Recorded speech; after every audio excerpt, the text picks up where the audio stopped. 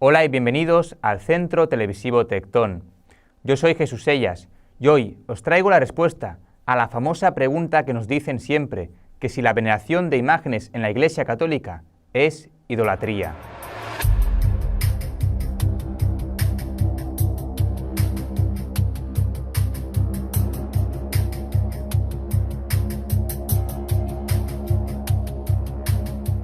Los católicos no adoramos imágenes.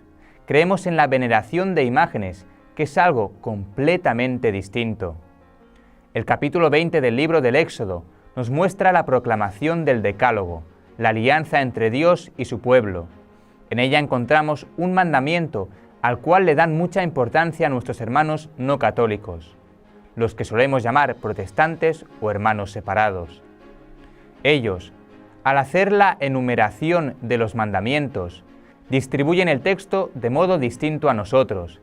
Para ellos hay un mandamiento específico, que es el que empieza con estas palabras: no te fabricarás ídolos, ni imagen alguna de lo que hay arriba, en el cielo o abajo en la tierra, o en el agua y debajo de la tierra.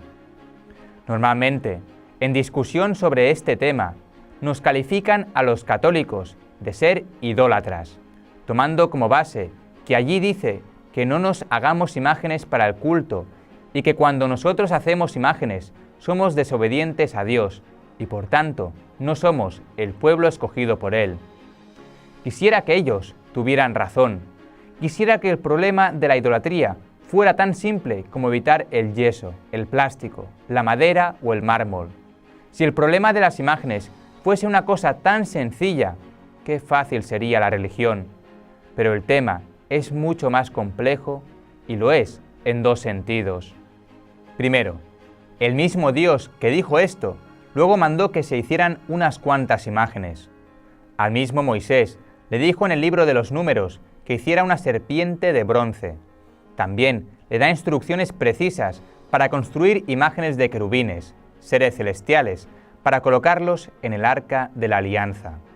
Quien ordenó esto fue el mismo Dios que inicialmente había dicho: no te fabriques ídolos ni imagen alguna. Entonces, ¿qué hacemos con esa aparente contradicción? Segundo, el verdadero problema de las imágenes no es el yeso, ni la madera, ni el mármol, ni la piedra. El problema real es que nosotros nos quedemos solo en la imagen, lo cual no se resuelve suprimiendo los objetos. Esto no suprime el problema que tiene el corazón humano de quedarse con ídolos. Este tema es el de la idolatría. Es mucho más amplio, más profundo, más complejo, porque vivimos teniendo ídolos. De modo que un no católico que tal vez reniega de todo tipo de imágenes, no por eso queda libre de todo tipo de ídolos. La idolatría no es equivalente a construir imágenes. Entonces, ¿cómo debemos entender este texto? Debemos entenderlo como una primera elaboración pedagógica que quiere conducir al pueblo a la conciencia de que Dios siempre es más. A través de la legislación, Dios quiere conducir de la mano al pueblo para que aprenda lo que significa vivir en la verdad y en la alianza con Dios. ¿Cómo tenemos que cumplir el mandamiento de las imágenes?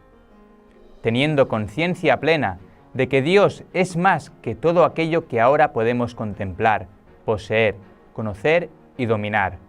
Dios es más que todo esto. Al contemplar nuestras instituciones, construcciones académicas, preferencias litúrgicas, estilos de evangelización, títulos adquiridos, seguridades temporales, personajes admirados, etc., es decir, ante cualquier realidad creada, debemos repetirnos una y otra vez: Dios es más, Dios es totalmente otro, Dios es el que está siempre más allá, Dios es el completamente trascendente. Ese es el sentido más profundo de este mandamiento: comprender y enraizarnos en esa absoluta trascendencia de Dios, por sobre todo lo que hoy vemos y conocemos, en la manera de preservar nuestra fe en que solo Dios es Dios. Ese es el verdadero sentido de esta formulación, y ahí nos damos cuenta que eso es más intenso y más complejo que solo evitar yesos, maderas o plásticos. Es más intenso porque es un ejercicio continuo donde tengo que preguntarme una y otra vez si la idea que tengo de Jesús es el verdadero Jesús, o una imagen falsa que me estoy haciendo a mí, o que es una imagen falsa que estoy haciendo a mi medida para satisfacer y justificar mi forma de vivir. Es por ello que tengo que volver continuamente a la palabra para que cuestione, agriete, derribe la imagen que tengo y me enseñe al verdadero Cristo, que es siempre más. Porque Jesús, Dios con nosotros, supera todo lo que pueda pensar. Si quiero quedarme con un Jesús filósofo o pensador, voy a los Evangelios y encuentro una serie de textos y digo, no, me quedé corto, Cristo es más. Tengo la idea que Cristo es un revolucionario social. Sí lo es en un sentido, pero voy a la Biblia, a los Evangelios y digo, no, Jesús es más que eso. Miro a Jesús, aquel que tiene poder para curar las enfermedades.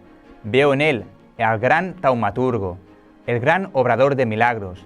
Pero voy ahí y digo, no, espérate, es que en la pasión no hizo ningún milagro. Jesús es también más que eso. Este mandamiento nos pone en un itinerario sin fin, nos pone en una purificación continua, porque lo que entiendo a servir a Cristo y de quién es Cristo y cómo quiere Dios que viva, continuamente lo tengo que estar revisando y permitir que Dios derribe mis esquemas. Este mandamiento nos pone en un itinerario sin fin, nos pone en una purificación continua, porque lo que entiendo de servir a Cristo y de quién es Cristo y cómo quiere Dios que viva, continuamente lo tengo que estar revisando y permitir que Dios derribe mis esquemas. Tengo que redescubrir a Jesucristo. ¿Quién es Cristo entonces?, preguntaremos. Tal vez tú creas que no tienes falsas imágenes de Cristo. También los discípulos creían que ya lo conocían, pero ante cada experiencia tenían que volver a replantearse lo que hasta ahora pensaban tener claro, creer que ya lo conocen. Pero de repente ese hombre se levanta todavía adormilado en medio de la tormenta y le manda al viento y al mar, embravecido, que se aquieten. Así mueve las bases de los discípulos y de nuevo ellos se preguntan, ¿y este quién es? Luego llega la transfiguración y de nuevo la cuestión, ¿y este quién es? Para que posteriormente, en el momento doloroso de la cruz, se resquebrajen todas las seguridades y vuelva a surgir. ¿Y este quién es? Jesús es el que siempre está por descubrir, por conocer, y lo más hermoso de nuestra vida cristiana, y especialmente de nuestra vida religiosa, es eso, Jesús. ¿Quién es Jesús? Es el que está siempre por conocer.